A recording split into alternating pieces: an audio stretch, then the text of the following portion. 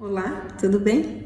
Meu nome é Juliana, eu sou médica neuropediatra na cidade de Jaú e a gente acabou de encerrar uma série sobre primeira infância e como eu estava no congresso de epilepsia esse final de semana da Liga, Internacional de Epilepsia, eu vou fazer uma série de vídeos sobre epilepsia e aí vocês podem mandar suas dúvidas até os temas para os próximos vídeos.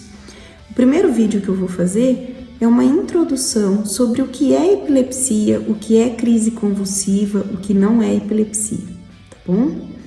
Então, epilepsia é uma doença crônica. O que é crônica? Porque ela leva algum tempo para se resolver, ou talvez seja para sempre, em alguns casos. Então, que dura anos, não é um quadro agudo como uma gripe, por exemplo, não é? É uma doença crônica que requer acompanhamento médico especializado com o neurologista.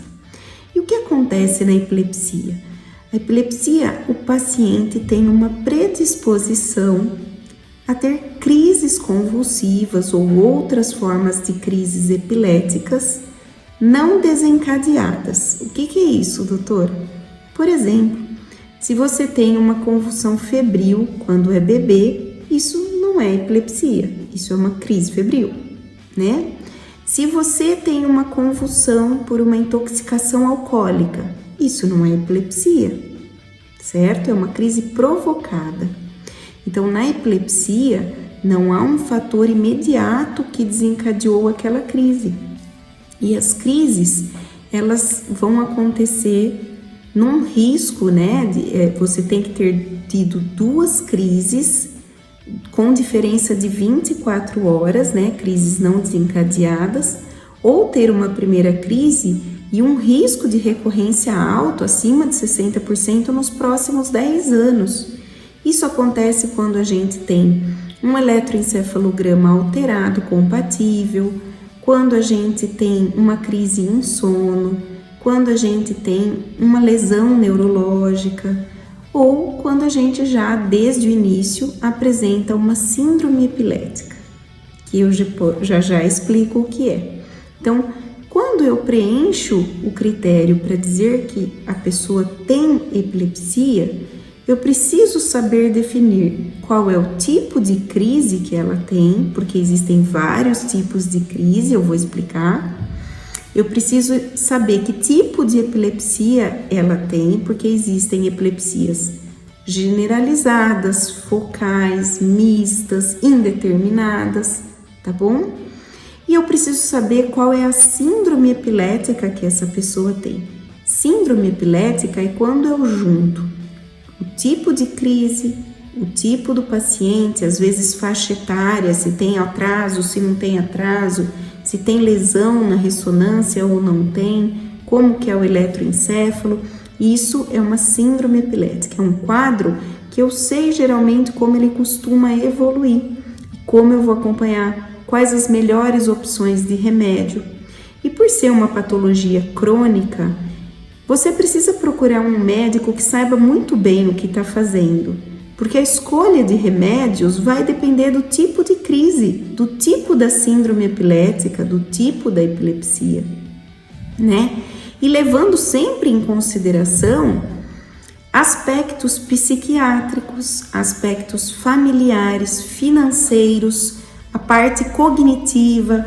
Então, se essa pessoa ainda estuda, se ela trabalha, se ela precisa trabalhar com memória, se não, levar aspectos físicos, de saúde física, se tem obesidade, a idade, se tem alteração de fígado, de rim, remédios que ela faça uso e que podem interferir na escolha da medicação, se for mulher, se há o planejamento de uma gravidez, se é criança, se vai interferir no metabolismo ou no desenvolvimento da criança. Tem muita coisa para a gente fazer a escolha correta. E na escolha de uma troca eventual de remédio, de fármaco, caso ela apresente uma alergia, uma intolerância ou um efeito colateral inadequado, ou mesmo se a pessoa não responder àquele tratamento, porque existem epilepsias farmacorresistentes, que você às vezes tem que associar mais de uma droga ou até chegar a um tratamento mais invasivo, como a colocação de um VNS, que a gente chama, que é o estimulador de nervo vago, ou de um estimulador profundo de hipocampo, que chama Deep Brain Stimulation, ou até uma calosotomia, ou mesmo uma cirurgia de ressecção de uma lesão cerebral quando esta é a causa da epilepsia. Então vejam bem, não é o mesmo remédio para todo mundo, não se chama disritmia, não é tudo convulsão, não é tudo o mesmo remédio, tem que individualizar o tratamento e explicar tudo muito direitinho para o paciente, para que ele possa ajudar na escolha do remédio, pesando riscos e benefícios e também as opções em relação a o trabalho, escola, se vai ter filho ou se não vai, como que é a rotina de vida, porque os hábitos de vida também importam no controle da epilepsia. É um mundo, epilepsia. Tanto que hoje em dia existem os médicos epileptologistas, que só trabalham com epilepsia. Essa sempre foi uma área que eu me encantei muito, adoro trabalhar com epilepsia, atendo adultos para epilepsia de difícil controle, né? Porque na minha especialização de residência, no último ano eu acabei focando mais nessa área, mas a gente precisa saber direitinho o que está fazendo. E tem muito assunto bacana para a gente abordar. Então hoje eu queria dizer o conceito de epilepsia para vocês, né?